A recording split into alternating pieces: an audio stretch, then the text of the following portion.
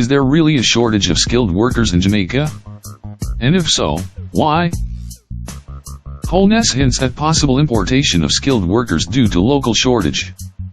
We have placed heart on alert that we are going to have to find these people, put them in a streamlined mechanism to get them trained and provide them very quickly. If we don't do that, then there can be no complaint if we have to import labor into the country. And we are seeing an increase in request for labor, particularly skilled labor, in the country, the Prime Minister stated. He was speaking at the official groundbreaking ceremony for the construction of a 700-room hotel by Riu in Trelawney on Wednesday. Now put yourself in my shoe. I want a development. How am I going to get it done? Added Holness. Well, I am going to train the workers. That takes time, but in the interim I cannot stop the developments.